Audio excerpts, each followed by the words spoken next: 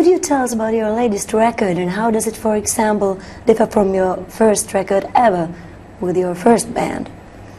You're talking about the single now or the album? The whole album. The whole album. Has your attitude, for example, changed, or? Oh, I think it has to.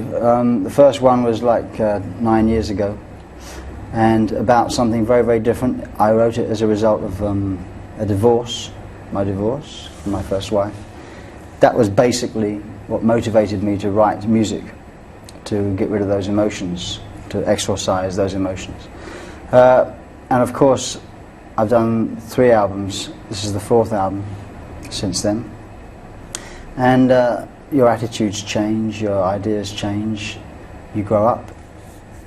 I've got new children, you know, so everything changes. I think this is the best album I've done since that first one. That's my opinion. How do you usually come up with the songs? For example, how do the final versions differ from the very first demo? Or do you hear immediately the songs, how they're going to sound? Yeah.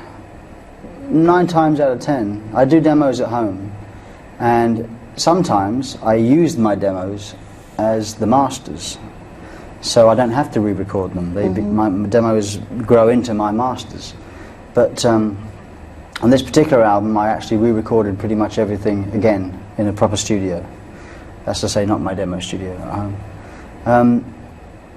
I do good demos. I give good demo, as they say. And pretty much the songs stick to my original conception. Sometimes things change, you know. I think as soon as you have other people come and play on a song, sometimes the change of direction. You have a good bass player, instead of me doing dong dong dong dong dong, you have a great bass player playing. That would change the feel of the song, and then you add something that changes it again. So probably this album more than any other has changed from my original conception, but it's still like the way I originally thought of it, basically.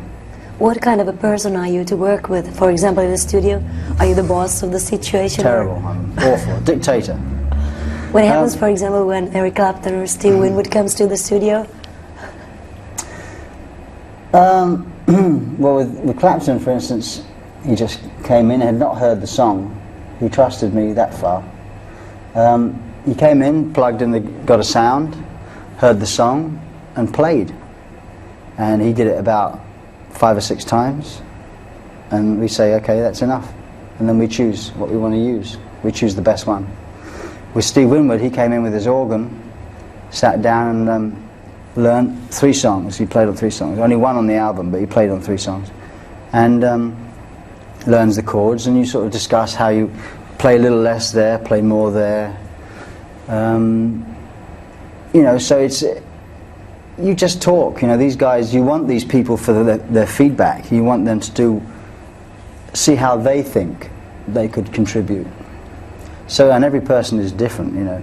With David Crosby, he came and I gave him a tape of the songs a few days in advance, these 2 songs that he sang on. I gave him a tape and he went away and came up with some ideas, and he came back to the studio a few days later and sang me the ideas, and they were just the kind of things that I was hoping he'd do. So we went out there and we sang together. So half of it is me wanting to work with these people to see how they do it, and the other half is just getting people in that I think will contribute to what I want to do. I actually I listen to an awful lot of Beatles stuff. I am fascinated by what made those records so great, so I listen to an awful lot of that, and different periods of their recording. I listen to the Blue Nile. There's an English group, Scottish group in fact, called Blue Nile, who I think is one of the best things around at the moment. They've got an album called Hats, so buy it, it's very good. Listen to a lot of R&B, old R&B, new R&B. But having said all that, I don't listen to a lot of music. You know, when I do listen, that's what I listen to. If I'm in the car listening to radio, I usually listen to talk radio. So usually I will just be, if I'm at home, I don't put music on. I'm with my family most of the time, doing family type things. Could you one more time tell the story behind the drum sound of In the Air Tonight? Because we're going to show the video. Oh, the video. Me when I was a youngster. The drum sound that launched 1,000 drum sounds, basically you play the drums very, very loud. You hit them as hard as you can, and you hit them in a very big room, which is not acoustically treated. Stone walls is very good, stone floor, stone ceiling. And that means the sound echoes around, and then you get a noise gate to cut it off. So you get and then you get the drum fill that I did, which is quite extraordinary because people think of it now as a classic, you know. And in fact, it could have been anything. I could have played anything. That was the first thing that came into my mind. I didn't sit down and think, now, what will they like? What will get me into the sort of musical history books? I didn't think like that. I just played, okay, a drum fill.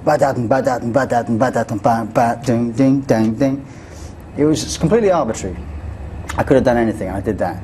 But that's the basic premise on how you get the drum sound. A lot of people sample my drum sound from CDs and records. And is it allowed? It's allowed. Well, I can't do anything about it, and I don't know if it really bothers me. I mean, me and Hugh Padgham on the new record, we tried to cover up any areas where we thought, oh, they could sample that because it was on its own. We put something underneath it, so it would make it hard for them to sample. But really, I think it's flattering, people wanting to sound like you. You know, it doesn't bother me. But what's more important, I think, is that when you sample a sound, you only get the sound. You don't get the personality, the person playing the sound. And that, to me, is half of it, you know. The personality of the thing. It's like if you had Eric Clapton, who's a brilliant guitar player. You know, if you get his sound, if you were able to sample his sound, you wouldn't sound like Eric Clapton because you can't play like Eric Clapton. So, you know, that's the kind of thing I mean, and so I don't really mind it. What do you think of all these welfare concerts? There's been a lot, and you have played in Live Aid and Nelson Mandela and Princess Trust. Are there too many of these nowadays? There are. That's why I don't do many of them anymore. I mean, I do the Princess Trust gigs because I am involved with the Princess Trust at ground level. I'm one of 5 or 6 trustees that helps discuss to distribute the money. You know, how do we distribute the money? How do we raise more money? So that's my involvement. I'm very involved business-wise with them, you know. Live Aid was 5 years ago. I mean, I did Live Aid because I was involved with the Band Aid record. Nelson Mandela, I didn't really get involved in. I just played the drums, you know, in the band. And I haven't really done anything else. I mean, I do a lot of charity work which nobody knows about, and therefore, you know, isn't the same kind of thing. But there are too many benefits, and I think people have only got so much money to give. You know, there just isn't that much money around for people to keep putting their hands in their pockets. Comic Relief last year in England, which is music and comedy, that raised about 20-odd million pounds, and they don't even have to do one this year because they've still got too much money left from last year. Oh, yeah. So, you know, there are probably too many of those things. But having said that, you know, it's important to try and put back. If you can help people, why not help? You know, just because it's not trendy to do it anymore. You know, people say it's a bit passé, darling, to help do a charity gigs. Well, screw them.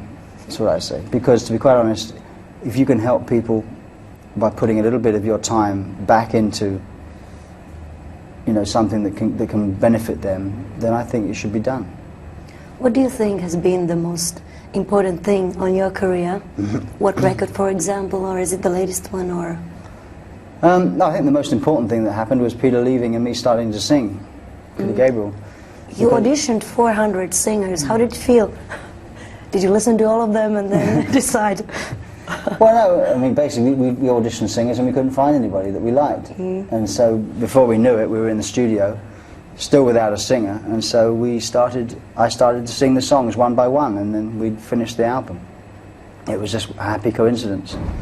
But that was probably the most important thing, because if that had never happened, I would probably have never started singing. I mean, I did sing already with Genesis. I was always the second singer, and also I sang in my school groups, but I would never have dreamed of coming out front and singing as a lead singer. The front man. Yeah. This comes out in the 90s. What do you think has been the biggest thing in rock in the 80s? Going back the whole decade? Well, it definitely was the decade of rock awareness in terms of charity and giving. I think that was what the 80s will be remembered for. It will also be remembered for the age of electro pop, synthetic pop, which came and is still with us in some shape or form. Formula rock, formula pop, you know, Stock Aitken Waterman, that kind of thing. But some great music will be remembered too, I hope. I can't think of any off the top of my head, but I'm sure there was some great music in the 80s. What has been the worst thing in rock in the 80s? Oh, modesty prevents me from telling you that the formula pop, I think that has been the worst thing. You mean musically? Yeah, I think it has to be said that with Europe becoming more of one country, more of the worst in music, I think, has come out. Some of the countries where, for instance, like in some of the, I'm going to come in for some criticism here, but Spain, Italy, kind of songs that used to be hits in those countries, and only those countries, are now being hits all over Europe. And I think that's a sad state of affairs, because those records aren't very good, I don't think. I mean, there's some great music being made in those countries as well, but I mean, I think what happened is that the standard has got a lot lower in some of the 80s, parts of the 80s. I think were pretty. There's always been good music, but I mean, there's been some pretty low